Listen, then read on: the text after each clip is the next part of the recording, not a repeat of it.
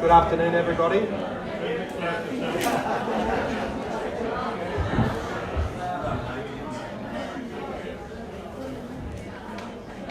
Welcome everybody. Fantastic turnout this afternoon. My name's Tom, I'm from East Gippsland Shire Council. Today we will run through a bit of an update from all agencies, but we're fortunate enough to have some representatives from Bushfire Recovery Victoria and from GrowCon to discuss some of the process around bushfire cleanup specifically. So before we get into the usual format, I might hand over to Brian from GrowCon and Paul from BRB. Thanks, gents. Good afternoon, ladies and gentlemen. Paul Rogers, the Director of Operations for Bushfire Recovery Victoria. I've already met with a few of your fantastic community a couple of days ago when we started to talk about the potential recovery hub in town that we're going to help you get up and running. But we can answer any question you want today. But the focus of today is so that we could bring Brian here, who's the representative right now for GrowCon, so that we can help you to understand what's going on, the schedule, when you can start to see things in the cleanup.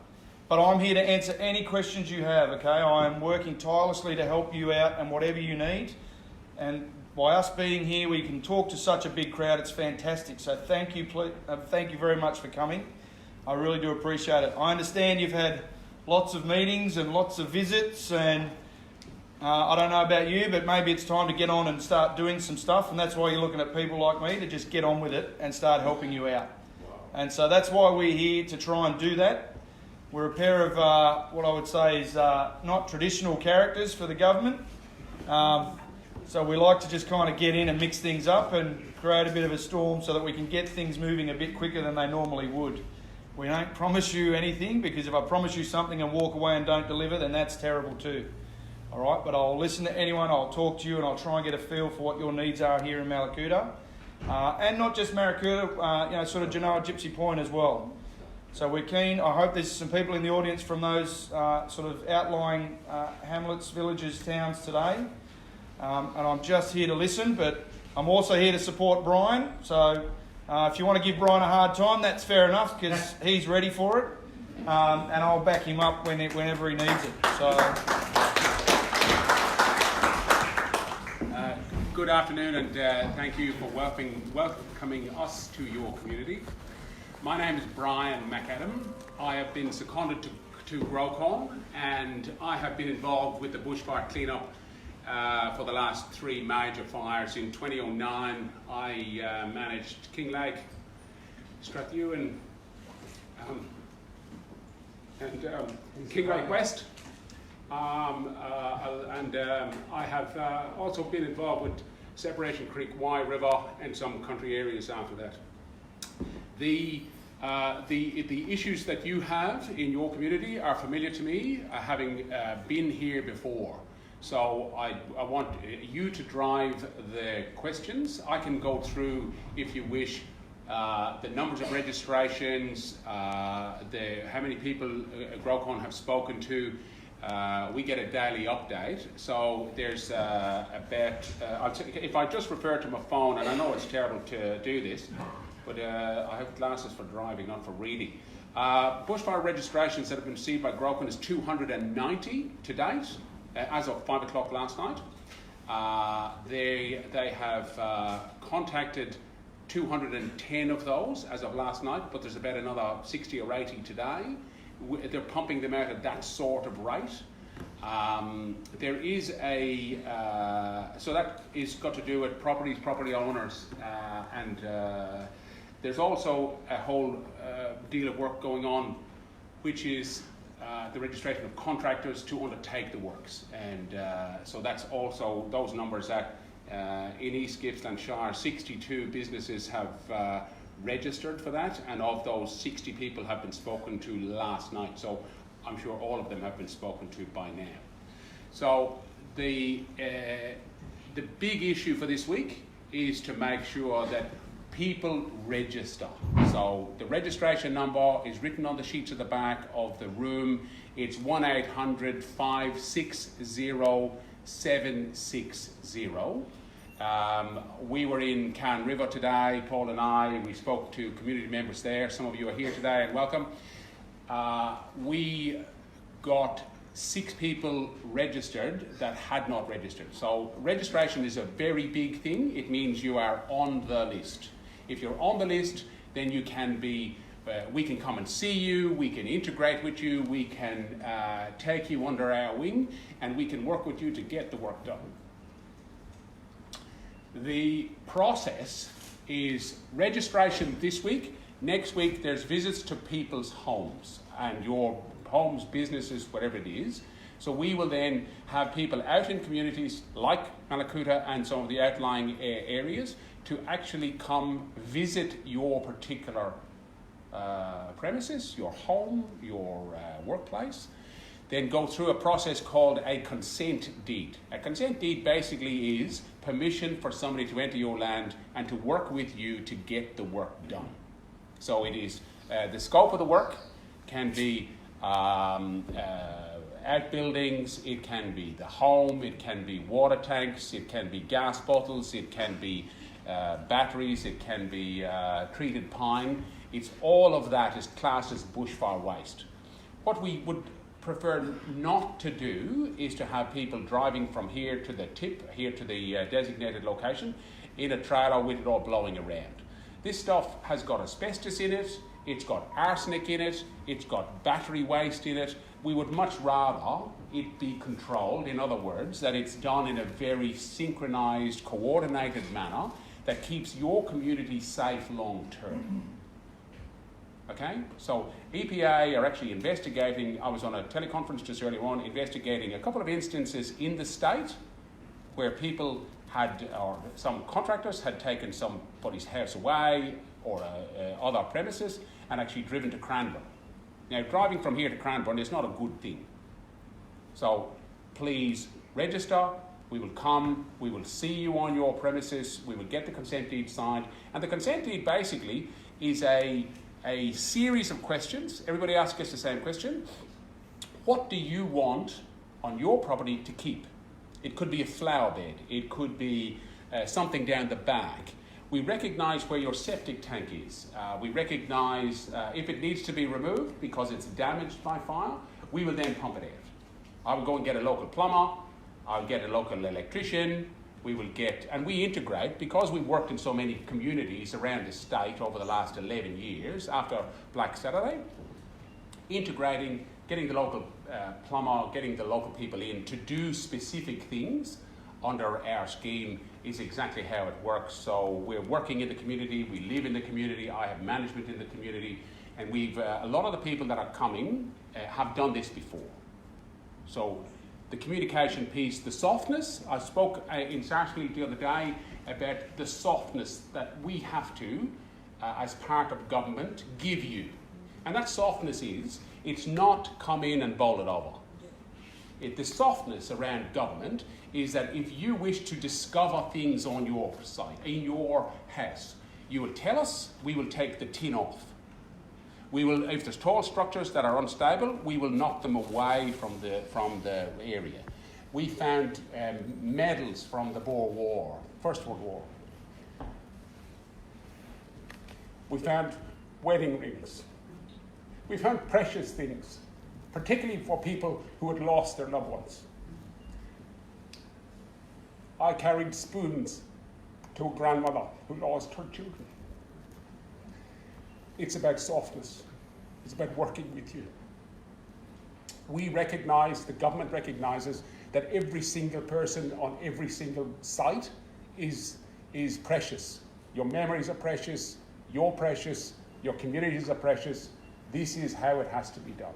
If you cannot, on the day, you cannot cope with somebody coming in, high vis, big machine, trucks, and you say stop, we stop.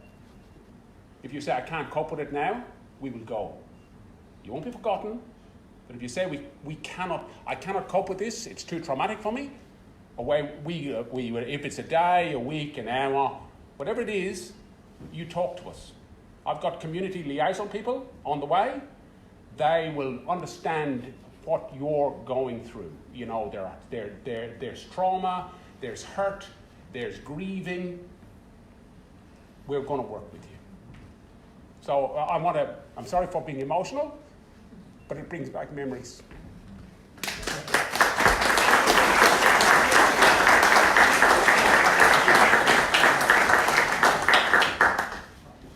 Thank you very much, gentlemen.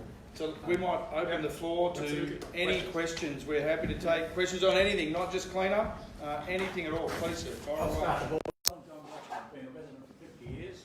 I'd like appreciate Procon being here tonight. Thank you very much indeed. And Thank you for your compassion. And like most in town, we want to extract the finger and get moving. Procon has come to the party very, very quickly.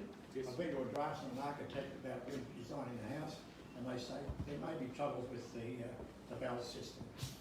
Can you, anything about that, you know? About So look, from the question is around the bell and the rebuilding and insurance, and you know you've got to build at a higher standard for your new home potentially. You know, how do we get through that? So I don't know if my Insurance Council of Australia rep is here because I'll throw him under the bus pretty quick. No. Look, what we've discovered over the last couple of days, we had the same questions at Sarsfield. It's absolutely an issue that we're tracking. We had it today up at Cairn River as well. What we're saying is we're trying to work with the Insurance Council of Australia to see what can be done about that, but it's a law that is very difficult to get around. So I'm probably not going to give you the answer you're after, but you know, we were talking to a lady at Sarsfield who's lost everything. She's $90,000, she thinks, in sort of a grey space between her insurance and the requirements of the new, you know, bushfire levels. And so she's just decided to downsize and build a much smaller house, but because she's not leaving her community, and she's just going to downsize and try and get, you know, the package back in with the upgraded windows and, you know, all that kind of stuff. But these are your personal choices, and we understand they're very, very trying. But I don't have an answer for you. We're hearing it loud and clear. Yep. You know, loud and clear. Every community I go to in the last 2 or 3 days has said the same thing. So I'm feeding that back up the chain to see what we can do about it. But at the moment, it's acknowledged, but there's not much more I can give you. Just a little more on that. When you say it goes through the insurance companies, I'd prefer to have a house I know that's going to burn down so I get out. I don't want them to come along saying have double glazed windows and this and that and everything else, and you can run inside and you get burnt to death. I'd rather know my house is going to burn down and get out. So are we looking after the insurance companies, or are we looking after the person? No, look, and to be honest, like I said before, it's the law that is the issue, not the insurance company. From my point of view, I'm new to this game, so I'm no expert. I don't pretend to be an expert. But over the last couple of days, what I have seen and been told by many people, it's the law that's the issue, not the insurance companies. So I'm getting some very good feeds. You know, there's 1 or 2 negative stories, but I'm getting some very good feeds that the insurance companies are actually being a little bit fair income this time, and they're being pretty good Aussies. Now, if that's not the case, I'm happy to hear it. But, you know, I'm getting the sense that there's a lot of pressure on the insurance companies to be fair and reasonable. And well, like I said, I think it's linked back to the law, not so much the insurance companies. Excuse me, sorry, can I just follow on from that? I was involved at Wye River, as I said earlier on, and the upgrade to the bushfire attack levels was part of the outcome of 2009. So on the hill at Wye River, the forest is right there. We were building in, people are building in the forest. There's a Bal 40 house that survived. Now, Bal 40 is the highest standard, so it's got all the bells and whistles. There's a Bal 40 house down the street that burnt. Yes. Why did the Bal 40 house burn? Because the windows were left open. So it wasn't because the Bal 40 failed, it was because the windows were left open. So yes, I get it, but we're also saying that under the Grocon scheme, you, with your damaged property, should receive 100% of the payment. If you go through to the insurance company, they will take the value of the component for the cleanup off you, and they will give it to the person who's doing it. Therefore, we found at YNCIP that when the government scheme that Grocon carried out actually enacted, people got a higher level of, your total paid, and you didn't have to, it wasn't discounted because of the value of cleanup. Yep. So that's just... And again, if you that's from experience this that, let us know. You know, let us know and we can get it back to the Just Insurance a little Council. more on that. The reason I brought it up is a lot of people here would also know that you do a tour around town. They even used to run buses down Terranova Drive. Quite a lot of quaint little own individual type houses. Now they don't want to be pushed into a triple brunted brick veneer or something all the way around town because it won't burn down. I think there's got to be a bit of flexibility there, and I certainly hope we can get some. There was some serious architectural merit, can I say, after I visited Separation Creek probably 18 months ago. So it doesn't, it's about architecture, style, how you do it, it's not all just bricks. And by the way, you can see around town that the brick house burnt here, here and here, and the timber cedar lined house here didn't burn. So the indiscriminate nature of fire is something that does not fail or cease to amaze me. Thank you. When I had the insurance group come out to assess, they said Grocom would not be removing fence material, which they were then expecting me, I guess, to organise a local contractor to remove the fence. That seems very inefficient if you're going to be out there with heavy lifting equipment and stuff. So, the latest estimate that I'm working with is about 26,000 kilometres of fencing that we've got to try and get rid of. Yep. So I'll just put that out there that this is a mammoth task for someone like BRV to try and coordinate. What Grocom will do, and correct me if I'm wrong, Brian, but if that fence is your immediate house surroundings, you know, and there's some leeway there. There's, you know, it's not like there's a 10 metre line and then anything 11 metres they won't touch. You know, there's some leeway there on your property. Then Grocom will get rid of that, and Grocom will sort it out. What we're talking about though is the thousands of kilometres of paddocks, and that is an issue that we are working really hard. I've got people that are working 16 hours a day back home trying to get a solution for that. And we're trying to do all sorts of things, okay? And it's just not simple, and I don't have an answer for you right now, but some of the things we're thinking about for fencing, for those in the sort of wider audience, and don't tell everyone this is what we're doing because we haven't locked it in yet, but what we're trying to come up with is a plan where we've got some mobile crushers in Bairnsdale, car crushers, what you would see that, you know, crush the cars. And for example, it might be, okay, the 1st of March, Mallacoota, everyone roll your bundles of rubbish as close to the road as you can, and we'll have a team sweep through and try and pick it all up and get it back and crush it. And it'll be recycled because there's recyclers that want to use that, so we're not just putting it all in the tip. But what I can tell you is fencing is not going to be fixed tomorrow.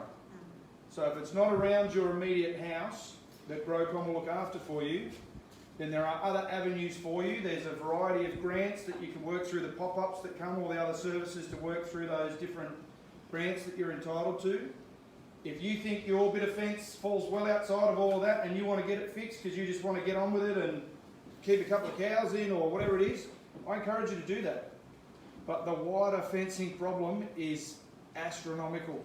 So it's going to take us some time to spin that up and do something about it. So please work with us and try and be as patient as you can on that, because we don't want to put it all in landfill. We don't want people dumping it, you know, down the creek because we're too slow to come and do something about it. We can't have Grocom turn up and there's 16 kilometres of wire that's been wrapped around your house because you know that then they'll go and pick it up. Not that I told anyone to do that. Just come up with that one right off the But the cuff. other thing is, sorry to cut across you, but the other thing is if you take the timber posts off and if it's metal, then this is easier. Yeah. You know, if it's got timber in through it, then it's all messy. But if you understand that trying to do it efficiently, particularly for government and the whole system, helping that may make it easier, more generally. Okay.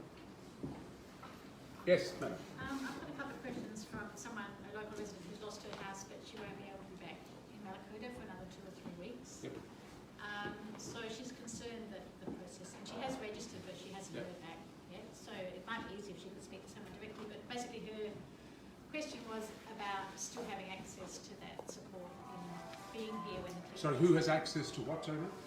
Being able to, even though she won't be able to be here if Yep. the cleanup is happening in the next 2 or 3 weeks. But part of the questionnaire, which I'll read, if you haven't received the questionnaire, I got a copy of it there about 20 minutes ago, is you can actually make somebody act for you, for instance. Yeah, So, but these are sorry, very I'll just let me just explain. When we did River 4 years ago, there was a lady who was volunteering in a refugee camp in Jordan.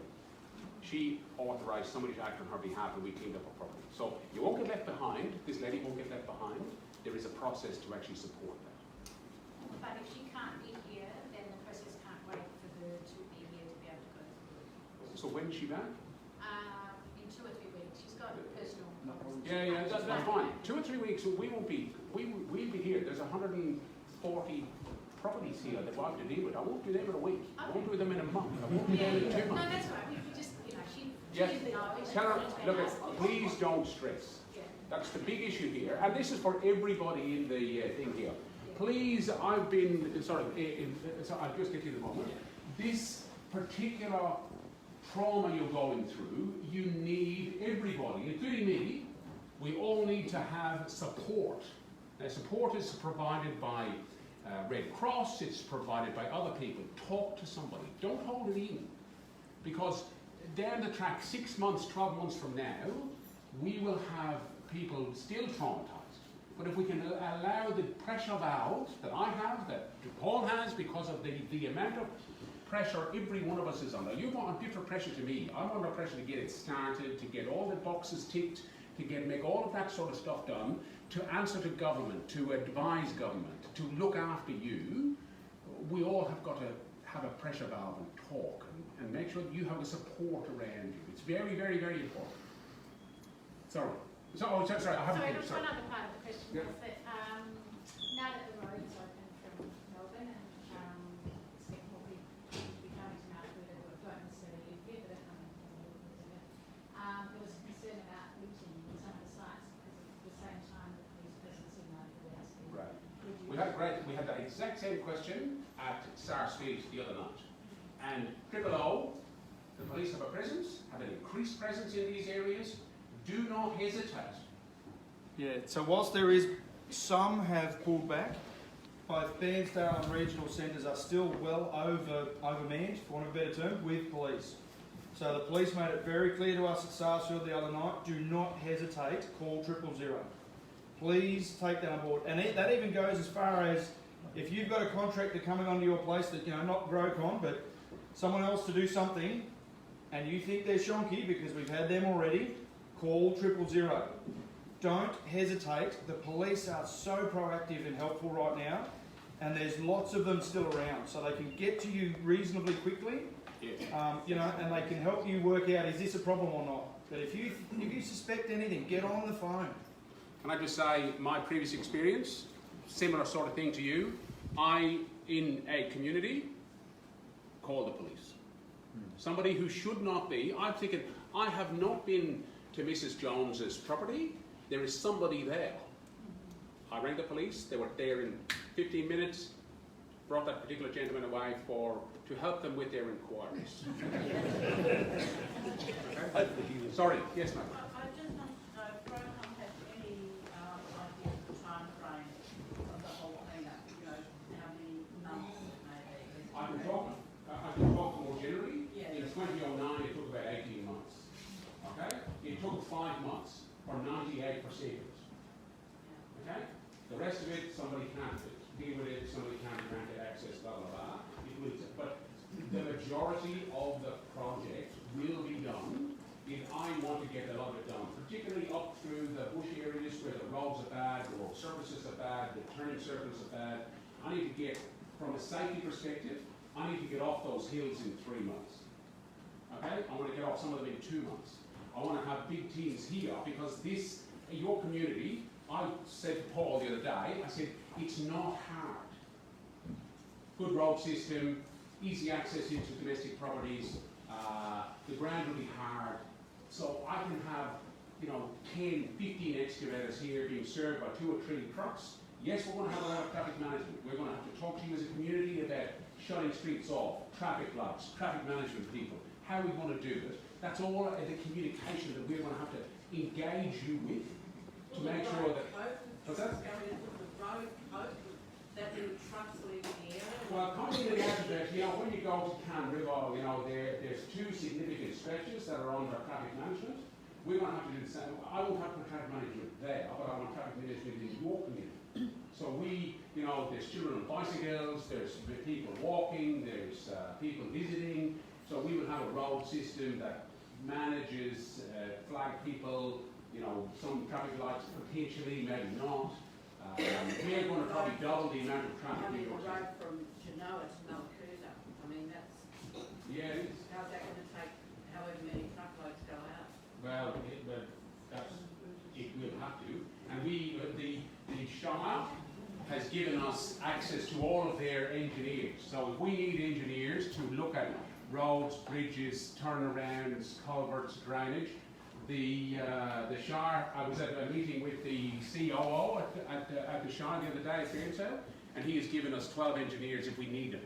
Because some of these engineers I would want to go on the roads, up into the hills. Some of them I'll look at the turning circles. Some of them, Shire of Murrindindi, when I was in Kinglake, we had to upgrade some of the roads, actually physically build new drainage systems and that sort of stuff. So yes, I get your question. I can't answer it because we will develop that as we go. Yes, sir. Mayor. Ma'am, sorry. I have a question. Down the epicentre, Mallacoota, Turnover Drive, etc., there's a huge concentration of asbestos houses. Yes. With the removal of all of that, will there be notification for neighbouring properties? I have a granddaughter that I want to actually take out of town during that clean-up process. Will everyone be notified when that occurs? You'll see us around. There will be newsletters to say when the process is starting. We have guidelines by EPA here. We follow them. We follow work set guidelines. So there will be water being sprayed to keep any particles that rise up. I have put a proposal through to BRV today and yesterday to get some air monitoring in the town, as in background levels, and then report on them in the local updates, regular updates, so that people understand what it is. I'd like one in the main street, I'd like one down at the school, I'd like one in other areas where we know this. But will it be done in one set time frame, rather than that house gets done and then we'll move up to the top and do another one? Or is it going to be all done in the same process in a block? I would like, if in other communities, I'm just talking about experience, and I'm sorry, I haven't got your town mapped yet. We're going to, the Surveyor General, it will give me maps of all of the concentrated areas. I will then have them in our send-off, which is going to be here somewhere, and that's on the wall. So I'll then break that into zones, where I will have dedicated teams with excavators and trucks to do Zone A and Zone B and Zone C, and then when they're finished A, they go to D, and then when B is finished, they go to F.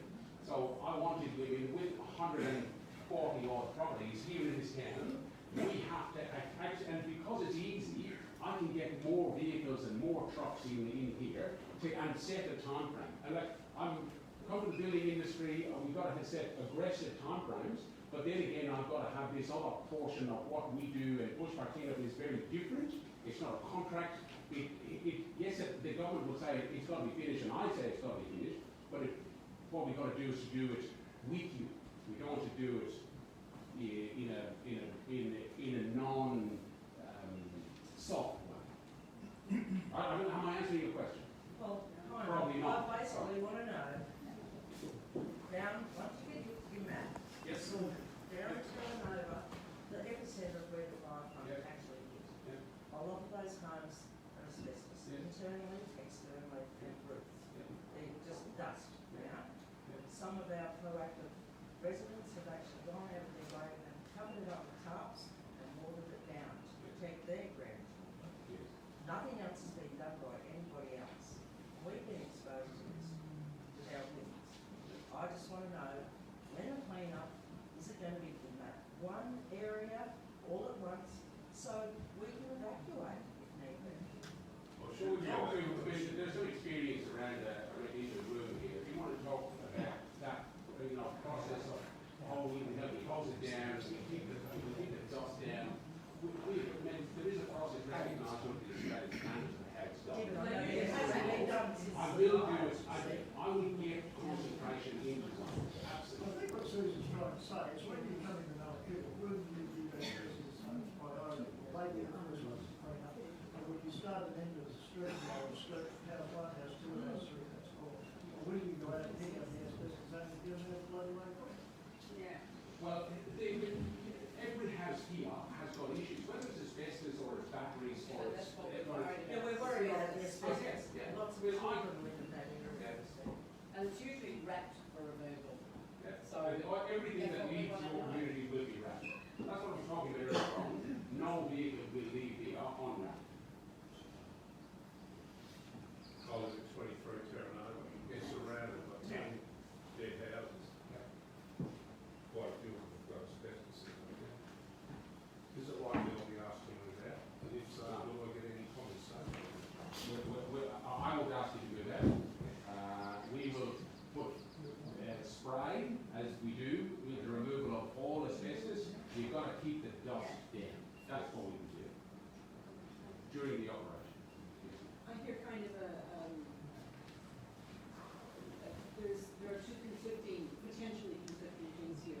The sensitivity to when people want things done versus doing all of it in an area at once. If one person who's got a family needs a bit more time, you're saying that you would like to give them that time. But if it's in this place, there might be a family or two families that want to delay for a while. I think I hear you saying that is part of the process. So it may not all be done. Well, at least get it sprayed to, nothing has happened since the fire. And there's been very strong winds, and this dust has been flying around this town, particularly down Terranova, Stanley Avenue, that area. And as I said, locals have gone out with tarps and tried to cover it, protect their own properties from the dust. And Concern, we'll take it back. Paul and I have got a session later on where we're going to sit down and gather all this information and sort of come back to you. So we will come back. Just in regards to asbestos, I certainly have been contaminations taken away. Is there any level of checking or anything that's done? Yes. Or is topsoil brought in to go over the top of, because obviously there is a truckload of asbestos Yes. and it's going to contaminate the soil. Yes. So we've got kids, grandkids, all that sort of thing. Okay. What the process that we undertake in conjunction with EPA and the authorities is we take 2 inches of the property where the fire has been affected. So I take that away and that goes away to landfill as bushfire waste. Okay? So I get a clearance certificate for you at the end of the process, which is given to you and given to government, which basically says that the property, when we leave it, is clean. It's got a certificate from an environmentalist who's not told by me. This particular business will be, or businesses, because we need more than one, will be employed under the whole of the scheme and give this certificate both to you, you get a copy, and the government gets a copy. So how far around the perimeter of the building, how far is it at the whole site, or is it just in the perimeter of the building? Because obviously when this comes all sprayed out, it's all. Yeah, exactly right. So in situations in the past, I can't tell you how much, but this environmentalist will go out initially and tell us. And that will go on to a document. We'll talk to you or the property owner about it. But at the end of the day, an independent person who's got a license and PI insurance and all of those great things will be giving something to you and to Paul's people. But the process is that we do take this much off the property where the bushfire has been bushfire affected. Okay? Yes? One of the contractors for streets. Right. It's a problem for the EPA. Is it set in stone that this is going to be harder than dumped in someone else's backyard? We're for a perfectly good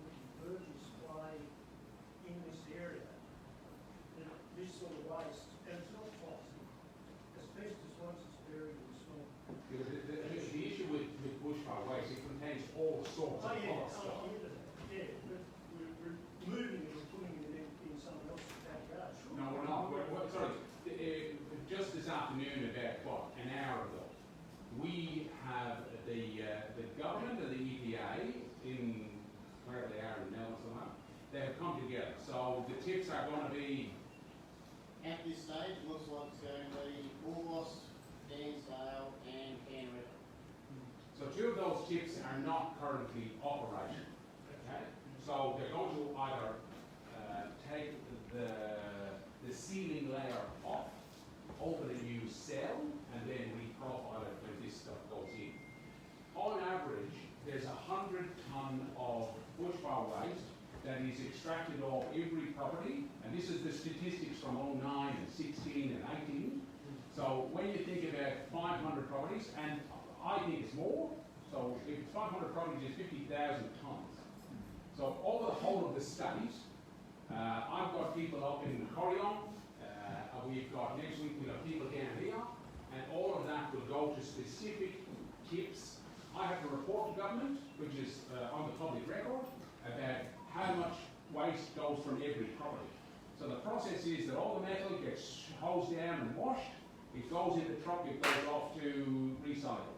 The rest of the material gets taken away down to this, and if you say to me, my footings, I don't want them anymore, take them away, can't use them, blah, blah, blah, this and that, and the other, all sorts of reasons, we will then take those out and they will go to be crushed, to be used as aggregate of some sort. So that's the basic process. So just adding to that, I guess, is these sites at Canberra and Bullmoss, they haven't accepted hazardous waste. They've made addressable or salt inert waste. So from perspective of have they been used for depositing fire waste that may or may not contain asbestos? Probably not. They might have old asbestos in there. Probably poorly managed. Who knows? They certainly weren't licensed by EPA back in the day like they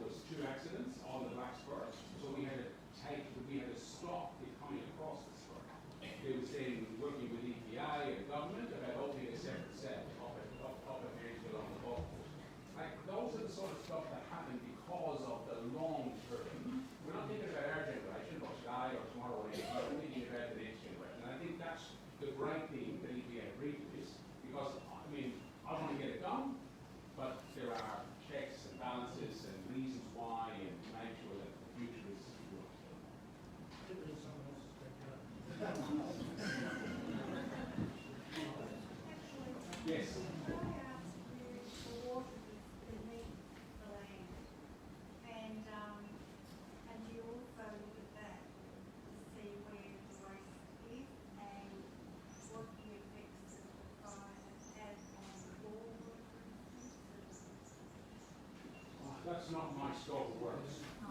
That may be somebody else. So it's about permeability of ground and the bushfire waste effect on damp and water tables and that sort of thing. Yeah, so the local water authority is probably going to be best placed to understand how different use of groundwater in this region is in the Mallacoota area and other areas.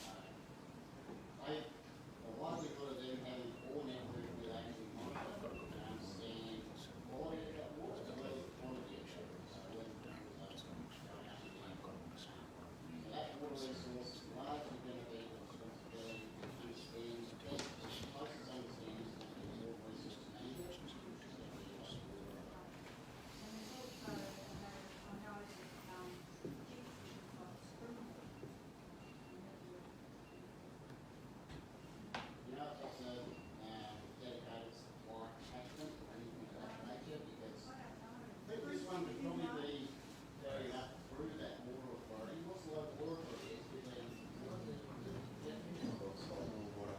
So yeah, that's a particular unique and enclosed water resource, and it's spring water. The extracting industry associated with that could be bringing like popping it, or I'm not familiar with it myself, but if that resource is particularly high value, there will probably be a cost of it as well from a understanding of that particular natural habitat. So collectively between the agencies, we could probably work out, okay, does any investigation need to occur at this particular location? So I would have thought the water authority is best placed, depending on the tenure of the land as well. Crown land manager sort of manage that as well. And if they identify change, investigation can be. I would also say, this is great one for council, I don't want to put council on the bus, but you've got a lot of council all around.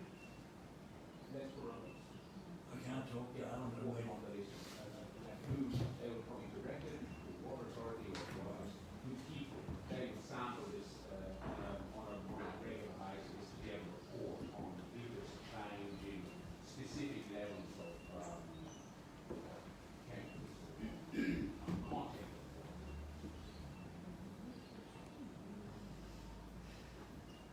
Just a quick note, because it's going to take so long for this clean-up to happen, if we were to acquire a permit, are we allowed to put a shed up on our property, even though you might have finished cleaning up?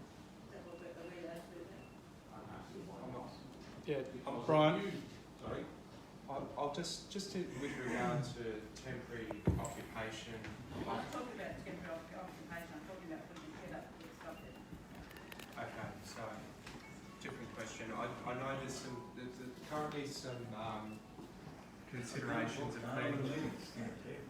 Yeah, sorry. Currently some considerations of the planning scheme being undertaken at a state level by DEL in terms of changes to allow certain things to happen to bushfire affected properties that may otherwise not be allowed in accordance with the planning scheme. So I don't have great detail around that at the moment. It's probably still a few weeks off, but it may have impacts for those sorts of outcomes.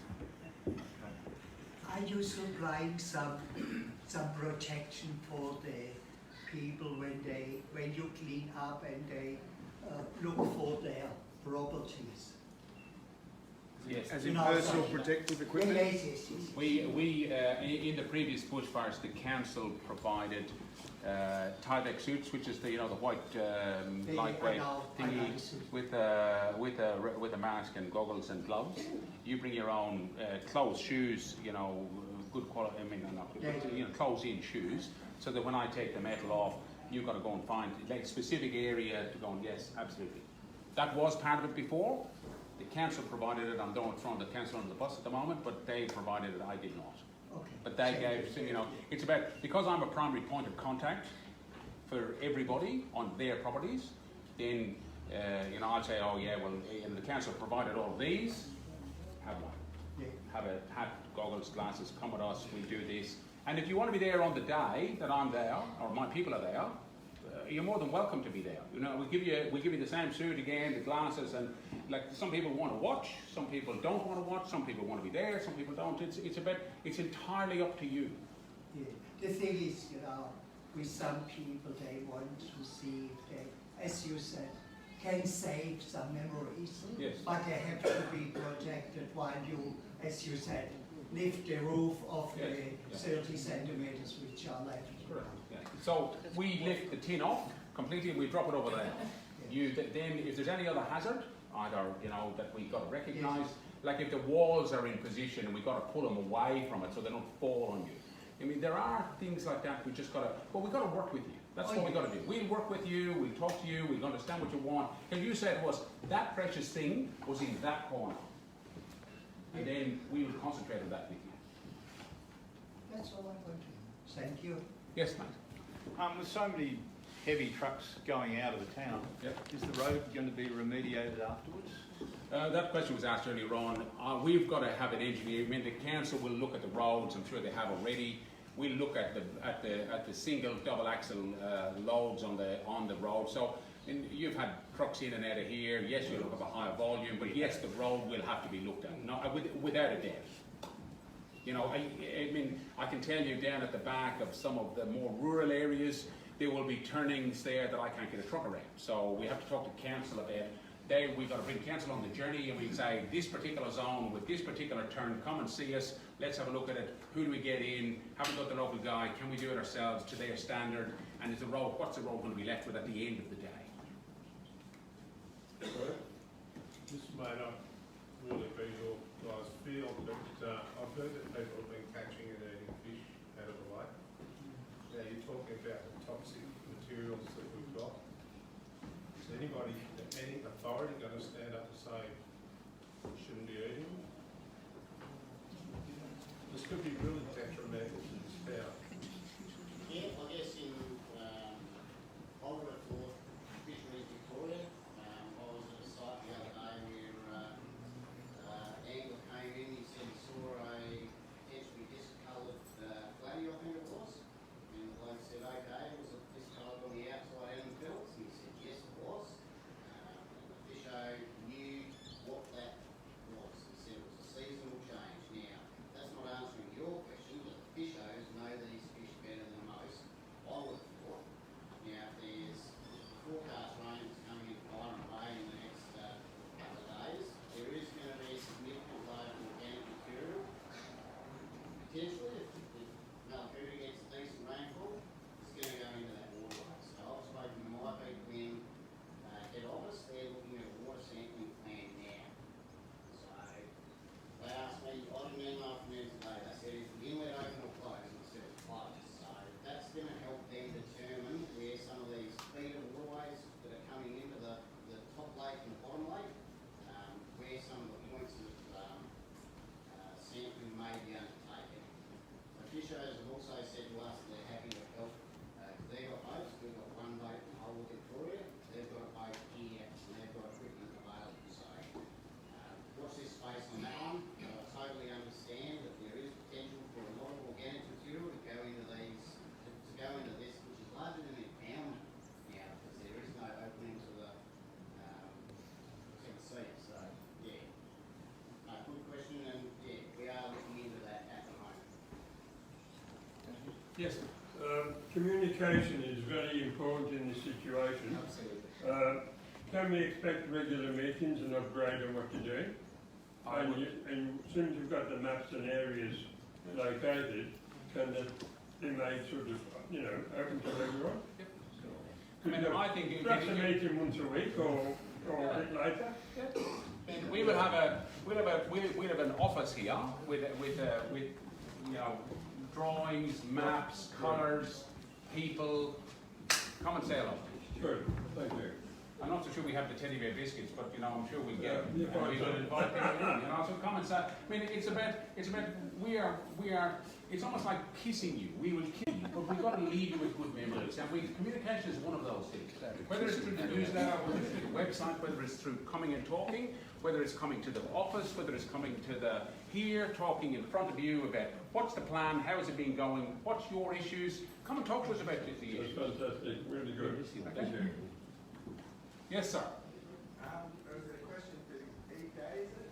I was wondering, like, obviously, we might get 30, 40, maybe 50 mil rain, and all those houses in Terra Nova that have asbestos, because they're all a raised pile, and asbestos is such a fine fibre, they're all going to wash into the stormwater drain. They all go down to the beach, where everybody swims. Are they going to test the beach? Does it go away with the surf? What happens then? Sorry, just to recap, this question was about rain in, particularly at Terra Nova, rain in the town, how's it going to affect the bushfire waste, and if it gets into the drains or it gets to the sea. So, did I capture your question? Oh, yes, of course. Excellent. Okay, sorry, I just want everybody to make sure that we all hear the same questions. Yes? Yeah, well, I guess in that space, we'd probably be going to Grocon Yep. and saying, can you put up some silk fencing around that particular area? Yeah, but that's this weekend. It's not going to be done in tomorrow. Yeah, so it's going to have to be pretty quick. Yeah. Yeah, silk fences aren't often last for a week. They're usually a layer of what they're So we've got an understanding of where that is. We can perimeter fence that with these silk fences. It's probably something we've got to consider doing. Tomorrow, yeah. Superman. That job 7,400. Yes, yes. I know we have to do something. Yes, we recognise it. I mean, I probably can't. I'm a long way away this week, so let's have a look at it. I can't say I can't give you an answer. Dreadful. Sorry, yes. Just a question, because I found at Genoa and the other ranches, we have our own water supply. On our farm, the tank's got further, so we're getting new tanks in. If they do the clean-up and stuff and we've got water in the tanks, will they be contaminated, like the leftover tanks that are contaminated now? When you do the clean-up, like with asbestos? That's certainly something we should look at, whether I mean, I haven't come across, we haven't drained, but if I have to drain the tanks the same way as I drain the septic, that's what we do. If we're going to take the septic out, we do, and if we're going to take these out and somebody tells me that it's contaminated, well then we get the septic drain guy, whoever he is, around this zone, and we go and get him to take it out. And then the water tanks part of the burnt water tanks are part of the bushfire waste, and then we will just take them away for that. No, I meant the new ones. Oh. When we get the new ones in, because they're going to turn up before you get out there cleaning, and hopefully fill up the water. So water off the existing roof. No, there's no roof there, we're going to have to get water cut in. So where is this water going to come into the new tank? Well, we're going to have to put truck in. But I say the tank is cold, or it's old? Well, they've all got no things on.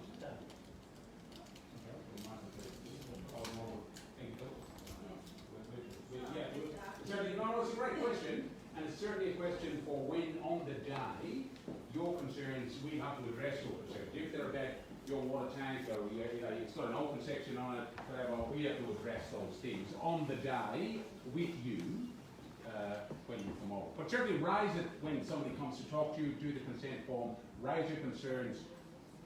Don't be shy. Sorry, that's for everybody, not just for you. Yes. Just for your information, because you're new in town, you may not be aware of the fact that within the community there is a weekly newspaper called the Mallacoota Mouth that will come out tomorrow. Yep. And you can submit things by the end of the day on Tuesdays, and that'll get in this week's. There's also a community radio station that was created after the 83 bushfires, specifically to deal with in-town issues that you will be able to use. Now this is all great because, as I said, we are coming for a short time, but we want to leave on a good note. Applause. Sorry. Yes. Yeah, back to the growth question. My insurance company has kind of voiced their concern with how I approve content items if you guys just come in and do the cleanup.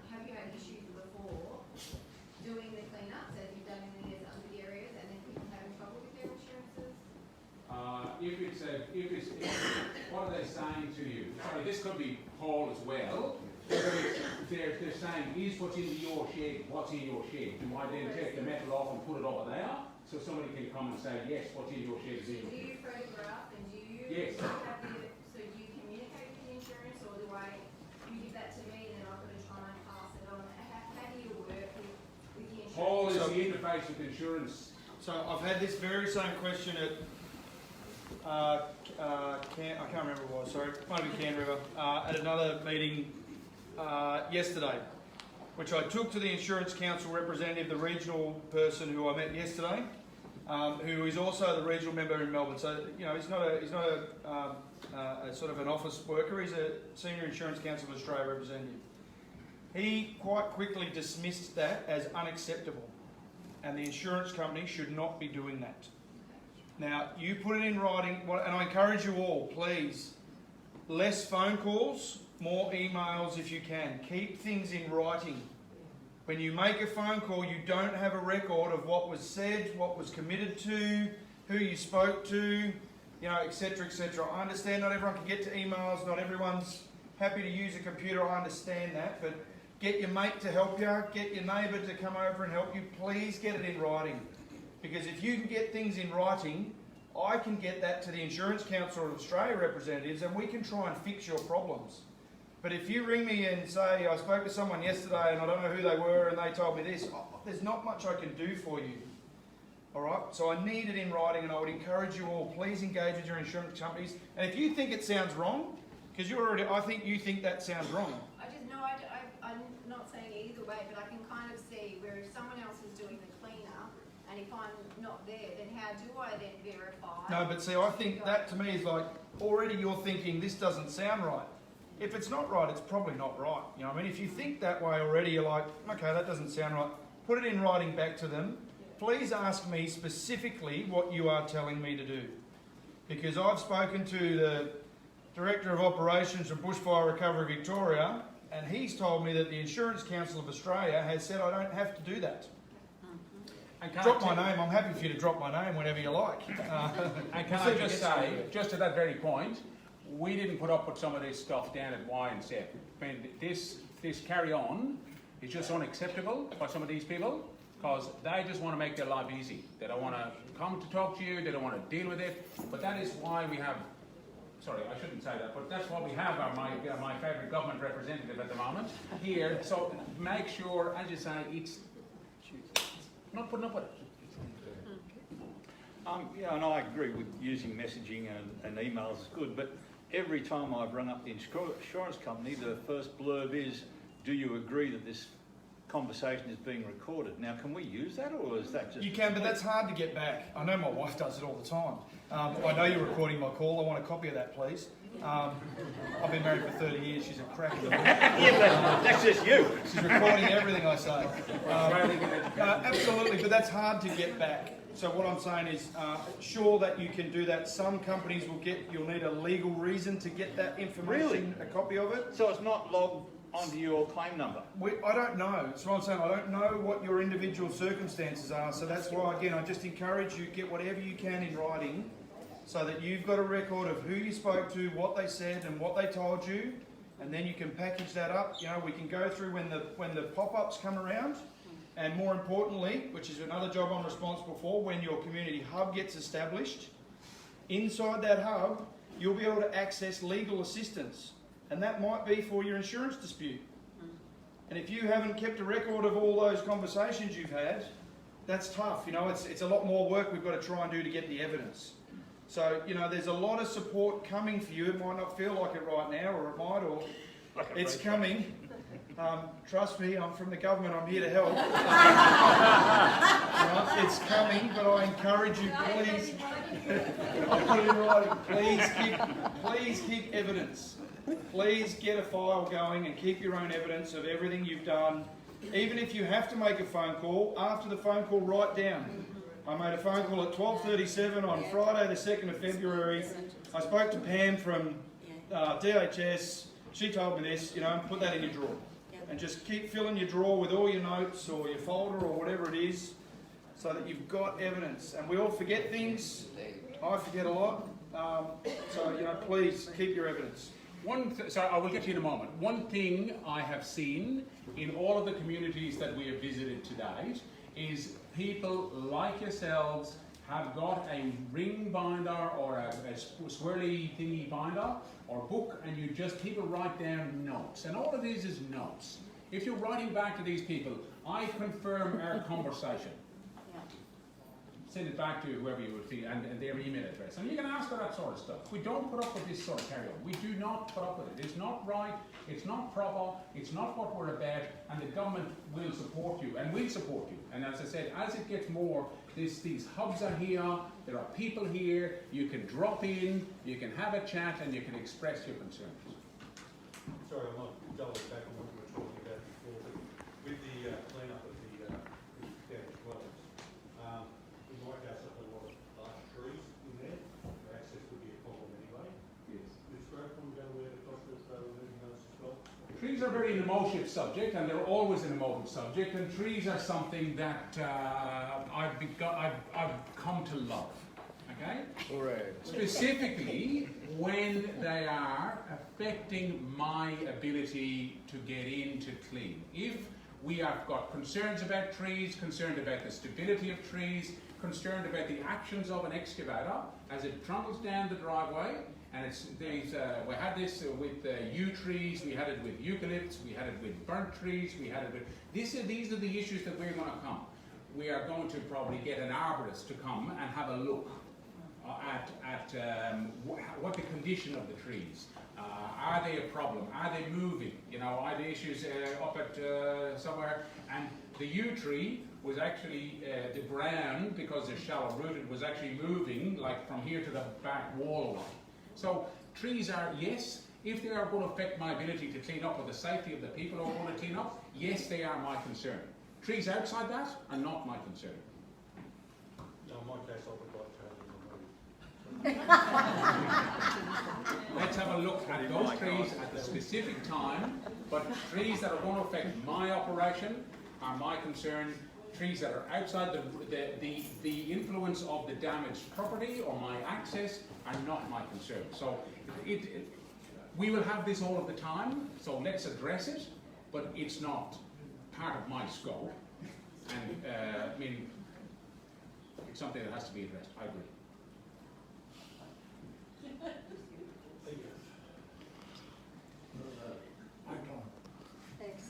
There's got to be another question. Come on, there's got to be one. Where do you set your office up? That's a very good question. I answered that, and I have no idea. But we will be talking to council because they've got some premises that I would like to lease, hire, get for free, whatever. Because he's going to be paying for it eventually. So I'd much rather work with council to see what we can do. That will be advertised, and I'm delighted that you talked about the local communication devices, whether it's newsletters or email or radio. I've got to have a person down here who can talk and who can articulate our plan. We'd like more community meetings. I like this forum. You can probably tell I probably like it too much, but it's just about our ability to communicate and bring you on the journey, because that's what we've got to do. We've got to be the vanguard in front of government. Sometimes I stand in front of Paul, sometimes I push him under the bus, but we have to work together to make sure that we get you what you want is a clean community and you are back into recovery. But I think the most important thing here is community. We can't stress enough you working together in whatever way, you'll be brought on a journey, but yes, it's got to be working together, and us with you and you with yourself. Yes? Not long after the aftermath of the fire, when the military came to town, I talked to the environmental officer connected to the military and asked him about burn sites of dwellings. And he said that they would most likely be treated with a foam that was sprayed on the site, which was basically PVA and water mixture, and that would lock all ash, asbestos, everything together, so it wouldn't blow around. I'm not familiar with that. It's not what I've done in the past. We would use water sprays when we do it, the same way as we would any asbestos or demolition site in any town or village or city. I have talked to other tradesmen up the coast in other burn areas, and they say that that product is being used up there. So I'm wondering why it's not Yeah, well, I mean, I'll liaise with the EPA and people, but it's not part of my current plan. Sorry. We received about 5 minutes ago a bit of an information piece from our scientific group in Melbourne about potential use of PBA as an option. Now, that's not something within the down to Victoria that's being considered, but whether that's something later down the track that's considered, but primarily it's a water-based. It's water used as thinking not down, so. These people that live Terranova Drive, they're obviously very concerned about the dust issue. And if that product exists and it works, why not use it? Something like this is the biggest problem. The asbestos. If that gets into the ocean or the lake, whatever. We can send that back up our train again and say, alright, this is, we have part, both us guys in Mallacoota, as well as Warboss and Dantail, the people that are my sort of counterparts, we're hearing from everyone in these fire affected areas. That's their one big concern. Our messaging has been and will remain to be, don't be going in there until someone, the Grocons of the world, come in and they have a normal, consistent approach to managing it. Do not be going in there with your backhoe. Do not go going in there without PPE. We can't stop you, but it's going to generate risk to yourself and potentially to your neighbours. So just keep harping on that message. Don't be going in. Do not be going in there. As soon as you're disturbing it with movements of your feet, you're going to take material out as well. So minimising the spread of the contaminant is obviously what we want to do, and that's just not asbestos. That's whatever else is in amongst these fire burnt places. It could be lead, it could be heavy metals, it could be hydrocarbons, it could be, you name it. It could be DDT, some people might have that stored away. It's not out of the realms of possibility. So we've got to factor that sort of thing in and continue with that message. Yep. What about people that have gas bottles? And we all have, we don't have natural gas there, so we have gas bottles that might have been compromised by the fire, or invented or didn't invent. Will they be taken away by Grocon or? Gas Sorry, what's that? Gas bottles. Gas bottles. Oh, gas bottles. Gas bottles are a great subject. In the past, we have taken damaged gas bottles or gas bottles that have the paint bubbling or being compromised but still contain gas.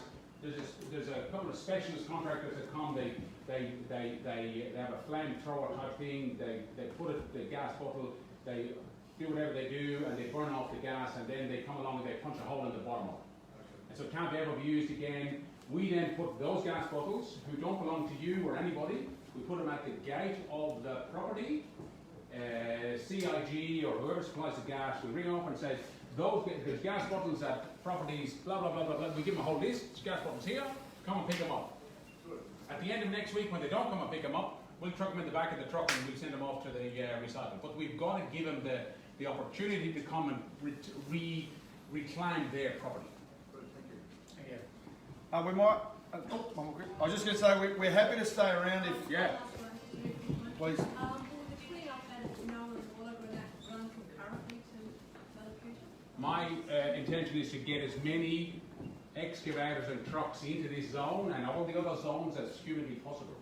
You know, I'll just finish off by saying, King Lakes, Strathewin, Campbellsville, St Andrews, and I had 47 excavators and 285 trucks. But that was close to Melbourne. This is not close to Melbourne. It will be a function of local contractors, local capacity. You know, I may have to import capacity, but we've got to work with government and yourselves and other interested parties to make sure that the highest level of local participation, not just it's the contractors and it's all of that, but also we've got a time constraint. You know, I can't take it 12 months. It's got to be done before the rain, and it's got to be done before the winter, and it's got to be done when things are easy. Yeah, I mean, we've got fences, and we've got some, compromised sites that put it down, and we've got to try and get stock out of them. Yeah. So that was it. Yeah. Can I just make an announcement for the next public meeting before everyone goes? So, 5:30 Monday, a really important meeting at the golf club,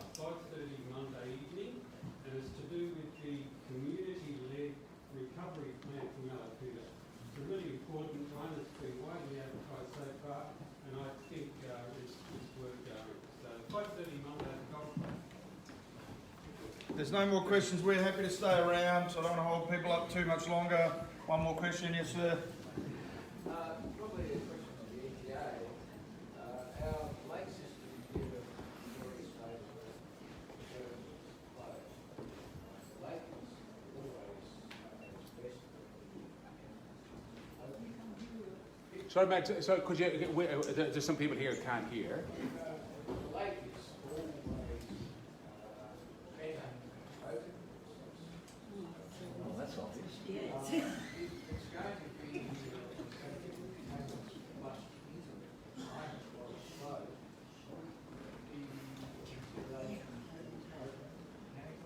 So that question was about the lake and the influx of the lake and the fact that it's blocked at the sea. Would it be better if it was open so it could flush? Yeah, that's certainly a matter. It's going to be the Crown Land manager and water body manager. So I would agree that having that tidal influence is going to be a fantastic thing for the happen. The actual engineering and requirement, funding of it will probably fall under Bushfire Recovery in Victoria, and who would fund that work, I actually don't know. It's certainly not us. It's possibly Crown Land Management or maybe councils. Yeah, it's predominantly Parks Victoria. There is a number of requirements that are needed for a successful entrance opening, including the height of the lake, inflows, a range of things, tidal influence, that need to create a situation that will maintain a successful entrance opening. So something we can have a chat with Parks Victoria about. And should they make that a permanent? Anyway, listen, we're going to stick around. Come and see us, say hello, ask any further questions you want. Happy to take anything. Sorry, everybody. Sorry, just got to say something. Sorry.